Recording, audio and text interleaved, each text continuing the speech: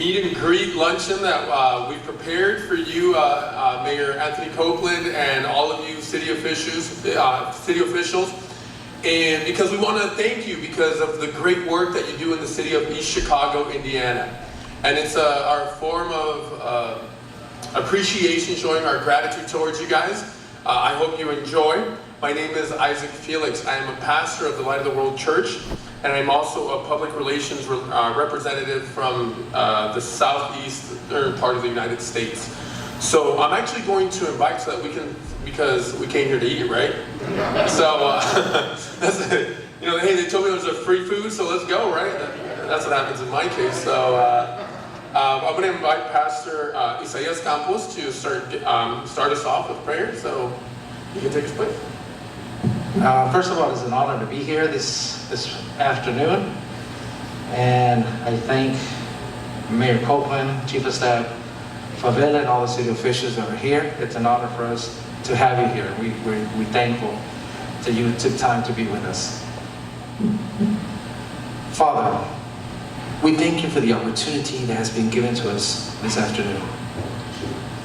We understand the responsibility that this entails to be a public servant.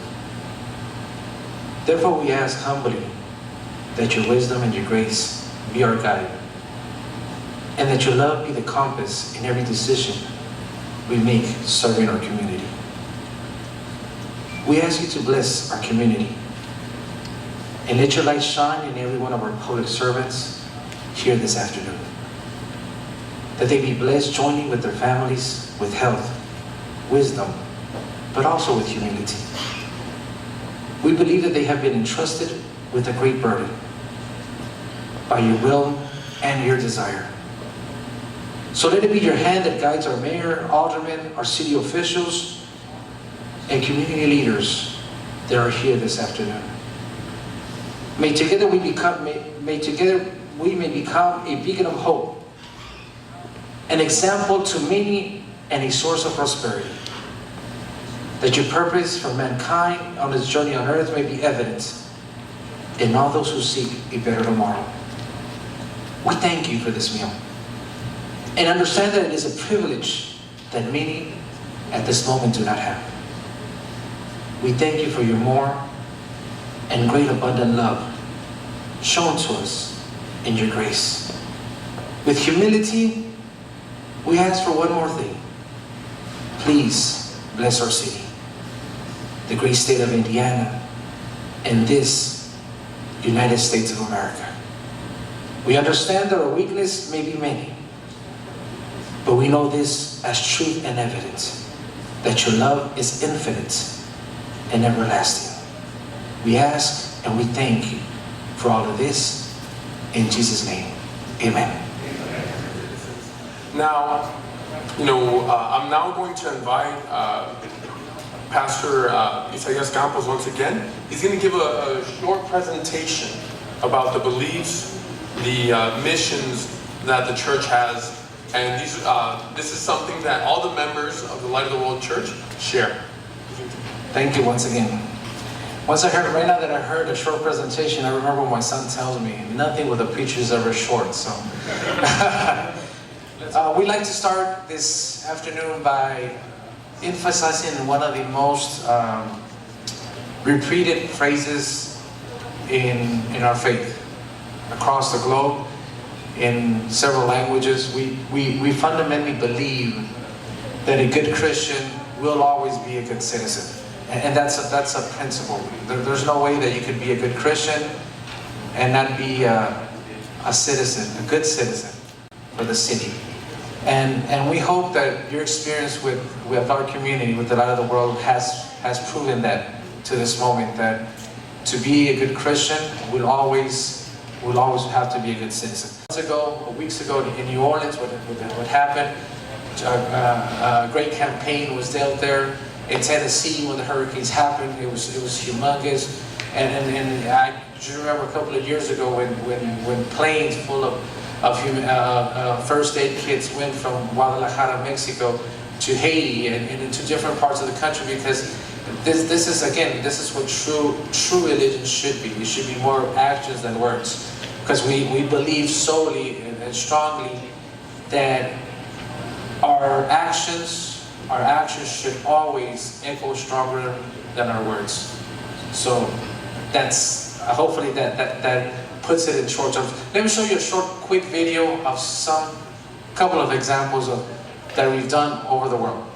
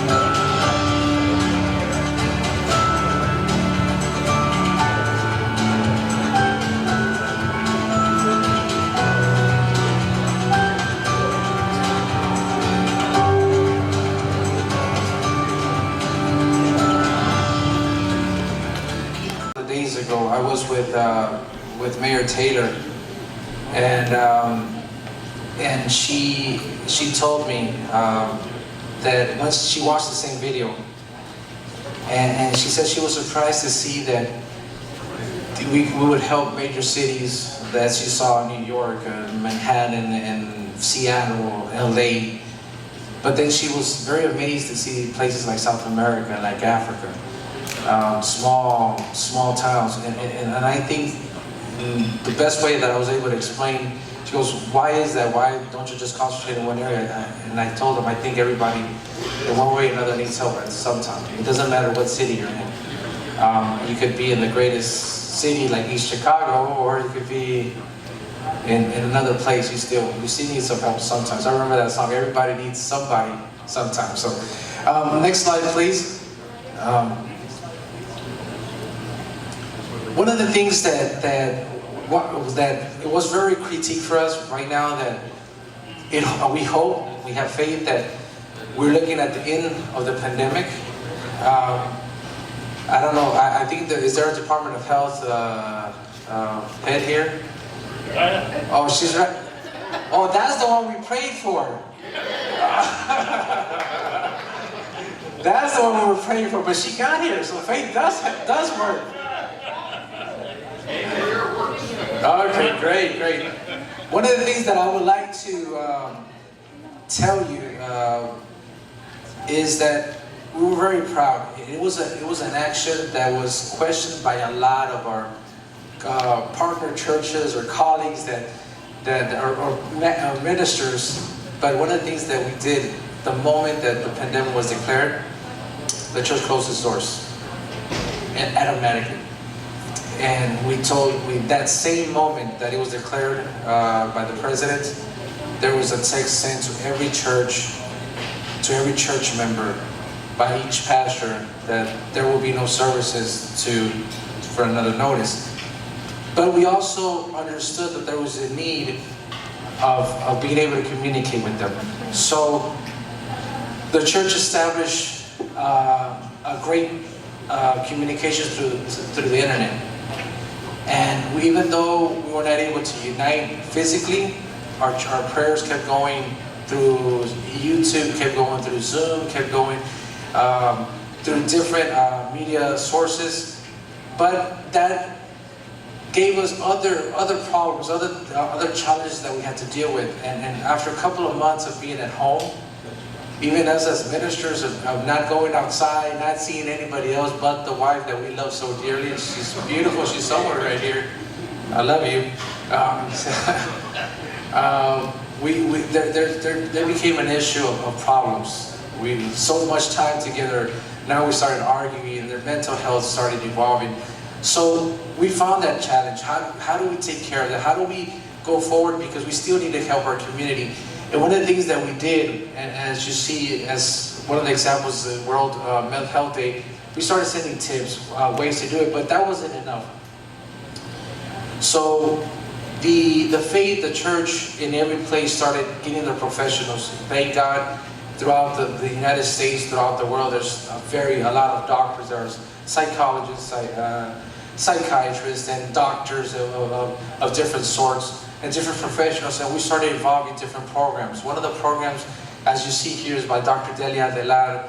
She's based in the city of Phoenix. She has a doctorate in psychology. She's a very unique person, very smart, very intelligent, but very caring. So we started having programs to try to do one-on-one with them, try to give them helps, give them tips, how to survive, how to get through this, that it was going to be over. And one of the questions, and I remember the reason I want to show you this video here, is I asked her, how do you tell a child when somebody's gone? I think we had that a lot during that last year. I mean, many of us went through different areas. Myself, I was hospitalized for over a month. Thanks. So this was part of many videos that came out to try to send to each parent to try to help them. We also did a lot of one-on-one, a lot of Zoom calling. I think one of the calls that we had was over 300 connections. So that was kind of difficult, trying to have everybody to speak at the same time. I imagine you can see a lot of crazy stuff when we have a lot of people together, and some of them don't know how to use the computer. But it was fun. It was an experience, and it's something that we kept on doing it. Now that we have the possibility to do it one-on-one, it's more personal, but we still are doing and trying to help the community this way. Next slide, please. One of the things that we're also very proud is that we have a lot of internal campaigns that we try to help not only the members of the church, but also our neighbors.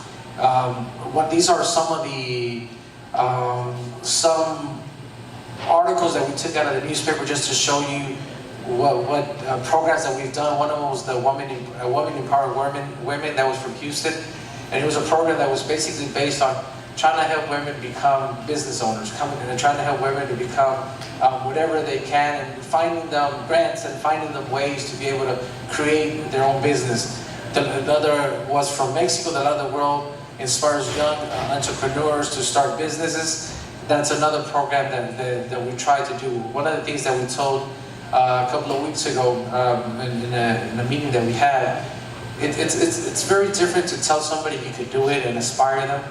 But it's another way. It's totally different when you walk with them. You just don't tell them.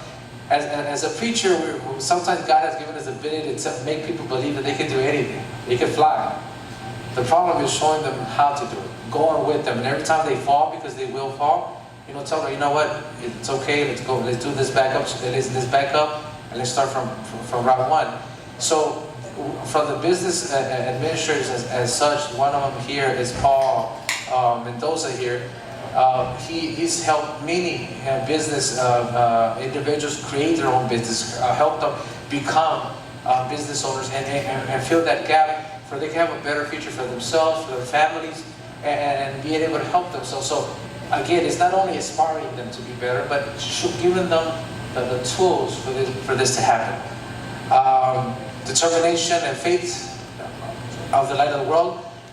Members starting family business. So this is what we want to happen all the time. And I think as a community, we share that bond. We want new businesses. We want small business to prosper. It just makes our city better and a lot healthier economically. So next slide, please. Another important and if not, in my opinion, the most important of our social work and our community outreach is working with the youth. We truly believe that if we prevent, it's a lot better than correcting. If we show them today, we could prevent jails from getting filled up tomorrow. If we could be better parents today, we don't need to make the mistakes that a lot of us made as growing up, or a lot of our parents made as growing up, if we could show them and give them the tools that we need. So this is why having facilities like this one, and hopefully we will get more facilities in the town that we could be able to help and be able to do outreaches and be able to play sports with our youth and be able to show them culture.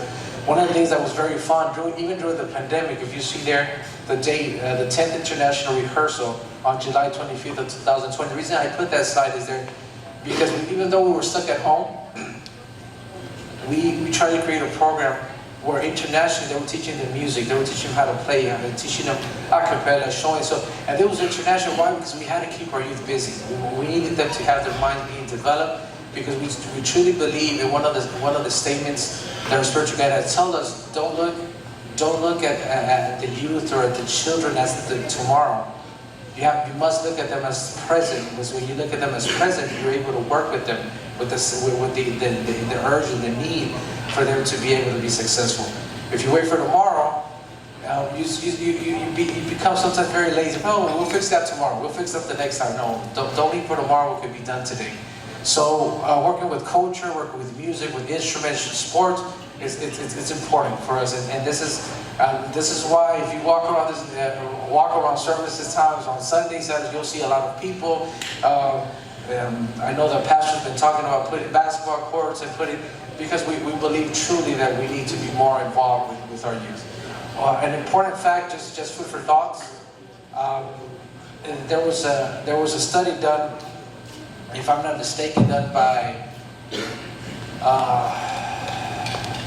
Stanford, East Coast, a couple of years ago, when he says that most religious individuals were always from the age of 40 and up. That's when they look for family, that's when they look for God. One of the food for thought that I would like to carry with you is in our church, in our faith, close to 60% of the members are from the age 18 to 45. So that gap shows you that if we start working with religion, we start working with faith, we start working in prayer, we don't need to wait till 45 to be better. We can do that. We can do that during their youth. Next slide. Stuff that we've done. I hope the person responsible for health saw it many times. Our buildings were covered in blue. To thank our first responders, we believe that was important to place our police officers, our firemen, our nurses. I think, Julie, we have a lot to thank them for their great services, and we thank you from the bottom of our hearts for this community, for all the great work that you've done, and to keep us going forward. So thank you for that. We were looking for a property at that facility right there. It's a huge property, probably 1,000 members could go there, has schools and everything. The neighbors and the real estate that we were working with told us not to buy the property. For real estate, that he makes a living out of selling properties, to tell you not to buy it was odd to me. What do you mean? And he told me there's no way you could survive in that part of town. And that's why, and just look at the statistics. A lot of churches left. There's a lot of big buildings that were great churches at the time that are no longer there. And that, in all honesty, was one of the main reasons that we got it. One of the main reasons that we purchased it. We believe solely that that's what we needed to be at. Because I think that's what faith tells you, that to be able to change what other things can't change. Now, the city being in that part of town, it's growing. There's a lot of members moving to that side of town, which is surprising, but it's helping.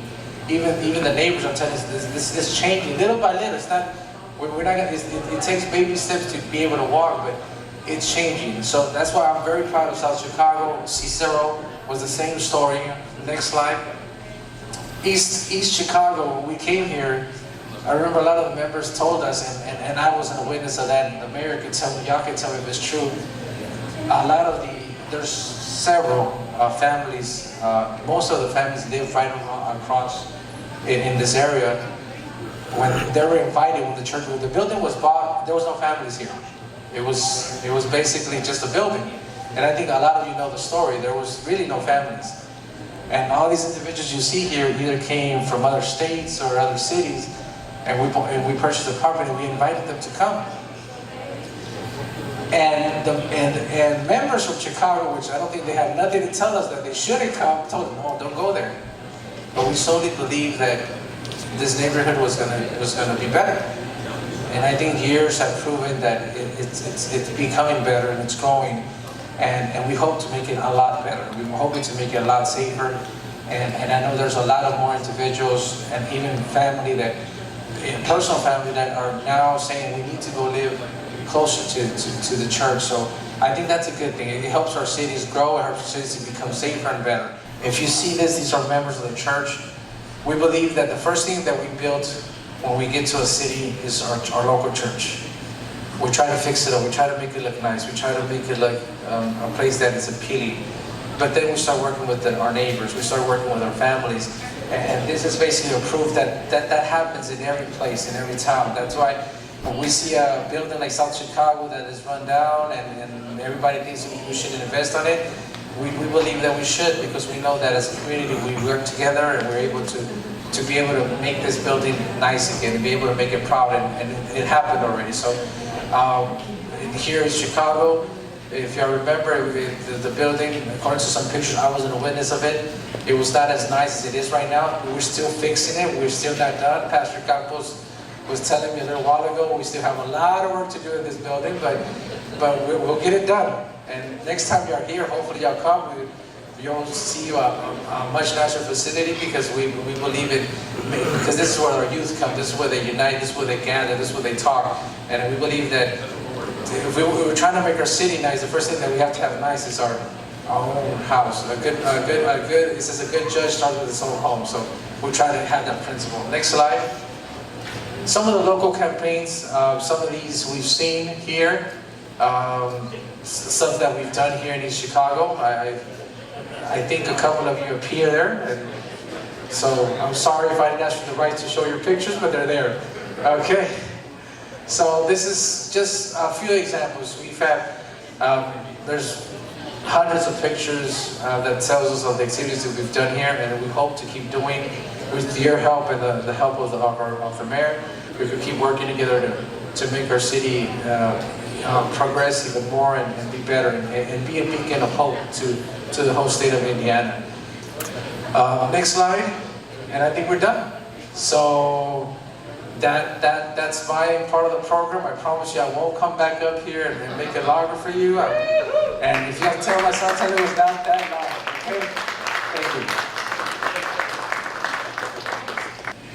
you. Now, the reason that you're here today is because there's a relationship that has been built.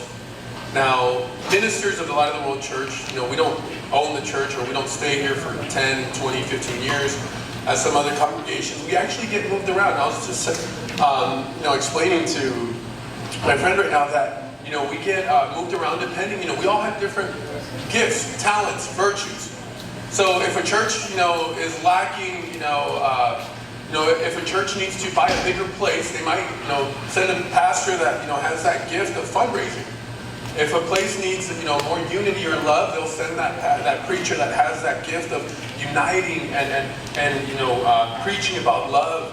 So, we're not always going to be around. So sometimes the faces of the pastors change, but the members of the community remain the same. So one of the members of this community, of this church, is Brother Javier Melgoza.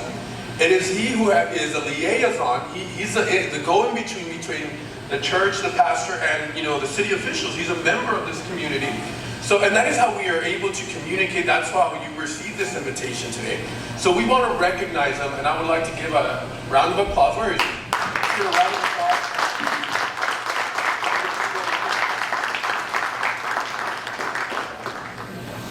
But yeah, we want to thank him because, like I mentioned, he is that liaison between the officials and our community. And we need more people like that. Not only is it like, oh, just here in East Chicago, but in all these different cities where we're located, there's always that liaison because they live there, they're going to stay there, they raise their families there.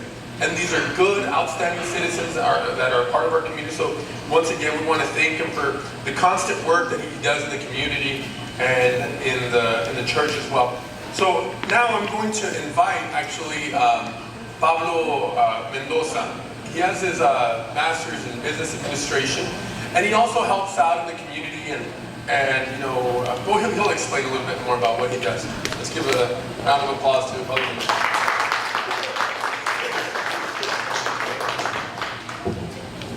I was not prepared for this, but I'm glad.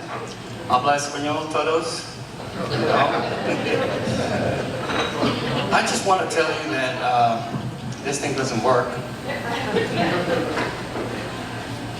I came to the United States in 1960. When this brother, young as he is, he's telling us, way back in 1972. What's he talking about, man? I was already in high school. I graduated in 1976, but anyway, I came to the United States, and guess what? I couldn't speak the language. Later we found out that my dad was born here in East Chicago? We thought it was Chicago. We thought, oh, he was born in East Chicago. My grandmother didn't tell him because she was afraid he would become one of those illegals coming over here with the legal paper, and she didn't want him to leave. My grandma was a single mother, mother of one, and she just didn't want to be by herself, so she hid it from my dad, and he was married, had children, and whatever. He was a pastor also, by the way, for 50 years for the church. And every city that was in, one of us was born, they would ask him, where were you born? If he was in Mexico City, he was in Mexico City. If we were born in Guadalajara, he would say Guadalajara. He just never. One day he was coming to Houston, Texas. He was transferred to Houston, Texas. And then he was saying, I remember that I used to come to the United States way back when they wouldn't ask you for nothing. You want to come to the United States? Yes. What's your name? He would just make up a name, and they would give him a little card. We're talking about 1940, 30s, 40s, and he would just come. He didn't know that he was born here in East Chicago. So he was looking for some little card that he used to get just to get over here as a pastor in Houston. And all of a sudden he finds this nice document, and it's all English. He didn't know it was English, he just knew it was in Spanish. And then he saw his name in the middle there, Rodolfo Mendoza. Oh my. Mom, what is this paper? It's a birth certificate. But it's got my name. Yeah, it's your name. But it says East Chicago, Indiana. Yeah, it says East Chicago, Indiana. This looks like a birth certificate. Yeah, it is a birth certificate. This means that I was born in East. Yes, you were born in East Chicago. How come you didn't tell me? And guess what the answer was? Well, you never asked. And surely my dad never asked. So anyway, what I was going to get to, since any elected politicians besides our mayor, just, what is your position then? School board president, very important. To me, this is more important than the mayor. Yeah. See, the mayor works for you. The mayor, yeah. Oh. But there was a time when I used to appoint all of the members. So you see, this is, I mean, as parents, I believe your position is more closely related to each family. I mean, you're directly, that's what I'm saying. And I like to say, Joe, that's what Brother Isaias, he called me Paul. Did you hear Paul? Man, I'm not Paul, man. My name is Pablo. Teachers used to want to call me Paul. And I never said, here, because they used to call Roland and here. I never said here when I said my name is Pablo. Anyway, when I first across the United States, I started learning the language, and I'm still learning, as you can feel it. And can I say jokes about politicians, elected politicians? Okay, this is a good one. Early and on. No, I'm just kidding. Well, actually, I could later. But first, I want to say my personal joke. I came into the United States. I was in school, and this girl just drops on the floor, all of a sudden. So I said, I'm going to call somebody, 911. So I go in now and yeah, we have I couldn't speak the language, a girl on the floor. What's wrong with her? Well, I just ate chicken. Just let me tell you, I just ate chicken, okay? Just don't be. Anyway, I said chicken breast. Chicken breast? Yeah, chicken breast. I said, well, that's not a big problem, but chicken breast. And I said, I don't think we should send an ambulance for the girl. Chicken breast? What are you talking about? Well, breath in, breath out. Chicken breast. That's it. That's my joke today. This is a true story. People think it's a joke. I appreciate the attention. Next time I'll come prepared. Thank you.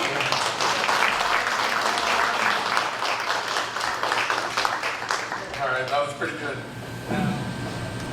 Thank you very much. I know you're all looking forward to leaving. I'll make it short. From the bottom of my heart, I really am honored for you all taking your time to be here today. Honorable Mayor Copeland, distinguished department heads, and everybody that's accompanying us here today. You honor us with your presence here today. Thank you for allowing us to show our appreciation for all the work that you do. All of you are an important part of our family. You work to make our community safe. You work to make it a place where we can enjoy our peace. And all the people that tended to you today are members of the community of East Chicago.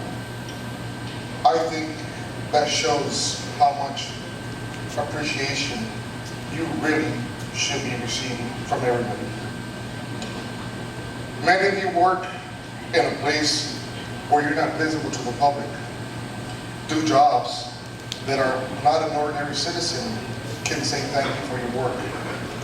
But in this place, as a token of our appreciation on behalf of the community of East Chicago, thank you for allowing us to show at least a little part our appreciation for all the work that you do. Continue to work with Mayor Copeland. We've been fortunate to be working with him and a lot of you in this last 11 years. We're still in the process of a works that has not yet been finished. And we have been blessed until today. The Lord will continue to bless all of you and all of us in one very special community. Your strengths and commitment are making our lives better. And please, take in your hearts this show of gratitude wherever you may go. On behalf of Pastor Campos, that's in charge of the church here in East Chicago, on behalf of the district pastor Benjamin Joaquin, and on behalf of the jurisdictional pastor Jose Hernandez, I want to say, and on behalf of all the people present here, thank you for all your hard work, and may God continue to bless your hearts. You know, I too, like Pablo, I'm getting ready to tell some jokes on you, Pablo. I didn't say Paul, I said Pablo. You know, they say, show me who you hang around with and I tell you who you are. But when I first started hanging around with this job, I met a church, and it's the light of the world. And this church embraced me. And just like I was new, unknown, looking to grow and expand my knowledge, my wisdom, and just to do the most good. That's what I came, that's the kind of heart I came with this job. And the church embraced me. And God has blessed this church tenfold because God knew this church heart. And therefore, as the church blessed me, and when we were on one accord, God heard my plight through this church. And He has blessed us tenfold as a city. So for the light of the world, I would like to tell you thank you for that. You was truly there for me when I needed someone the most. Sometimes people tell you there's a separation between church and state. I say when you separate the two, that's where a community or a city begin to fail. Because there's things that as a mayor, I can fix the brick and the mortar, but I can't fix the spirit. That's where the church come in. A man or a woman devoid of spirit is the sorriest creature you want to see. But when God made each and every one of us, when God made man, he blew into the nostril. The next thing he said, what did he say? This is good. Then he said, anything it puts his mind to, it can do. So he built us for greatness. But it's only when we develop or we grow spiritually that we are enriched to put our mind to anything and be able to accomplish it. So I can tell you through these 11 years, this church has been with me every step. Brother Melagosa, he don't give up. Huh? I don't know if he don't understand the N or the O, but he understands the Y, the E, and the S, because he don't stop until I say yes. So I would tell the church, you are blessed. You are blessed to have a good shepherd like that, because he truly look out for not only the flock in the church, he look out for the flock in the community, and I have been blessed with that. We were dedicating our latest project, which was Block Stadium, and it's a beautiful ballpark that our children will be able to enjoy from generation to another generation from now. And as I was standing and I was talking and I was looking into the crowd, I saw that big wide grin, and it was Brother Melagosa. He was there. He'd be everywhere. He'd be everywhere in the community. Sometimes, do you know, he would just come to my office and just tell me, just because, how you doing, man? So again, I would tell you that there's no I in team here. I have all of my department heads with me. Each one of them probably got about 3 titles by now. None of them have 1 title. Okay, they have 3 titles, but they only got 1 paycheck. But I have truly been blessed because there's no I in team. So, but I have truly been blessed, and you can see the diversity in the team. But again, from my corazón to this church, thank you for all that you've done for me and for the great city that we call home, the city of East Chicago. Thank you very much.